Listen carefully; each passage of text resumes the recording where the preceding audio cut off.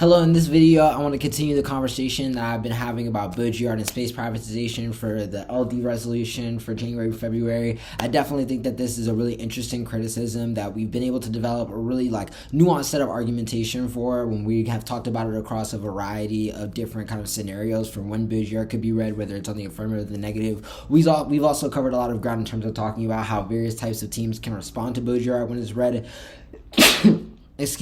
On multiple different scenarios for various teams, and how various situations and argumentation can go up against Baudrillard in various ways. And so hopefully these last two videos can kind of put the final pins in this lecture and be able to give you a good kind of starting point in terms of being able to think about how you're both able to answer and how you're able to execute arguments that come from this literature base. In this particular video, I really want to start with talking about how critical teams respond to Baudrillard when it's read as a criticism against them. I definitely think that there are some really interesting arguments that Baudrillard makes in terms of how various types of critical imaginations in relationship to the future really can be recontextualized into how they fit into systems of commodification, hypercapitalism, and various forms of extraction that ultimately kind of replay the exact systematic forms of violence that these affirmatives are trying to refute. And so I want to figure out a way that these affirmatives can kind of defend against some of these arguments and make it so that you kind of have a solid plan for what your priorities should be versus this criticism, what your framing arguments should be, your thesis arguments, and etc.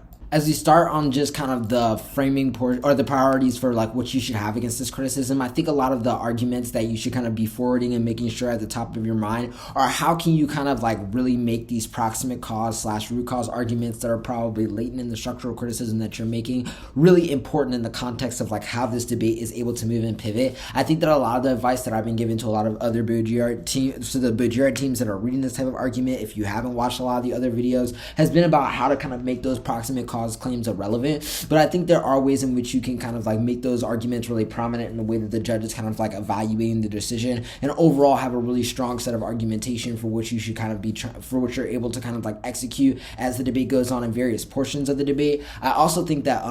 aside from that, another skill that I would kind of focus on developing, or another set of argumentation that I would develop against this criticism, is really figuring out how you can gain access to making arguments about why either A, you're also able to disrupt the kind of systems of signs and various types of simulacra that are produced in order to create the violence that they're critiquing, or you're able to make an argument about why your usage of those types of signs and necessary forms of imagination are crucial for being able to create various types of tactics that actually move away from the forms of structural violence that you're citing. I think picking a side on that for the way that you want to pivot the really meat of your argumentation can make a huge difference in the way that you're kind of deciding the value of being able to go for something like a permutation, or being able to go for something really strong impact comparison or really heavy offense against the alternative. And so being able to figure out what you kind of want to focus on in terms of being able to execute that argument is super important, I think, overall, in terms of being able to figure out where you'll be able to kind of situate in what direction you'll be pushing a lot of your offense on other portions of the flow. I think that as we kind of transition from figuring out what decisions we're making in these areas, a lot of the advice that I would kind of start giving is in the context of how you should be framing the debate as a whole. I think that the way that the judge, the kind of framing for how the judge evaluates the debate and thinks about the value of debating as an activity is extremely important in these debates, because a lot of Baudrillard teams, especially if they pair their arguments with critiques of the academy or interpretations of scholars that are really using Baudrillard's work to critique the academy, and there are a lot of arguments that can be made about why, whether or not you're able to win some of the particular link arguments below, that there's no value to the ability to kind of continue to pass along or read or be able to perform the affirmative in the first place. And so I think it's really important for you to figure out what the value of what debating does, and why your particular view of what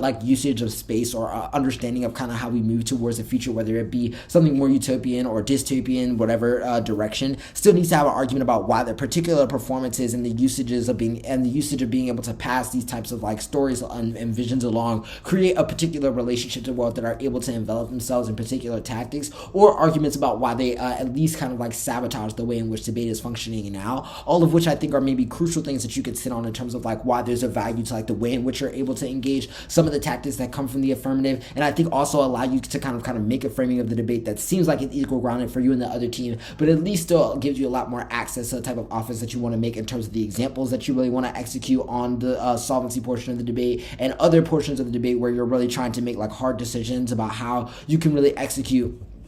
the kind of like the overall plan for what you want your like meat of the offense to be and how you really wanted to code some of your arguments across the rest of the flow. Additionally, I think that when you're trying to figure out ways that you can substantiate some of these framework arguments, I think a lot of the kind of subpoints that you want to put in addition to some of the kind of like education that may come from whatever type of form you're thinking about comes from the value of debating the app. The other type of offense that I would push is being able to win, that there's kind of procedural value for being able to compete on the basis of the way these things show up in various material examples, that obviously, for instance, like none of these things are valuable if we're not able to apply them to what they do outside the context of the kind of like study that we're doing. And maybe that's your argument for what the source of the power of study is, but you can also like use that to sneak in procedural arguments about like competition, why the value of kind of like critical debating and critical engagement is really important, all of which can allow you to push the idea of like why kind of evaluating this debate on the terms of the holistic idea of the affirmative is important in being able to access like how you're able to get into some of these examples and other portions of the debate. I think that when you're switching some of this advice into them, which you should be executing on a thesis, this is where I think making that decision that we were talking about earlier in terms of like whether or not you're thinking about doing something generative with the affirmative or using it more as a tactic of sabotage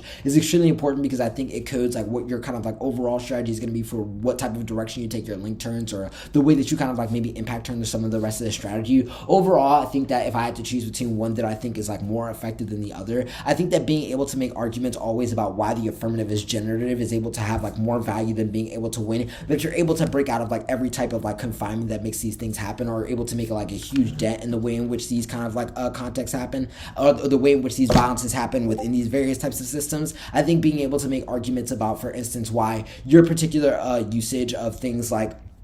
the kind of like futuristic vision of the affirmative and the epistemology takes up about how we can reuse things like science, technology, and space all provide like a valuable way for us to recode tactics on like various ways that we kind of like move on Earth. I think that making like a lot of arguments about, for instance, why you're able to directly connect this to various types of examples that don't align with the way in which you're being, they're kind of going to have to combine you to questions of like co-optation, forces them at least to be able to raise counter examples that are comparative or on par with your examples. Otherwise, they fall behind in a lot of these forms of the debate. And I think in that sense, it makes it a lot easier for you to be able to execute some of the strategy that you'll need in order to create like the top level for what this debate will end up looking like. Hopefully this video has been helpful for you, and hopefully it'll teach you more stuff that I'll be doing with this and a whole bunch of other stuff for thinking about this resolution, other resolutions in the context of LD, as well as other skills. And thank you always for tuning in.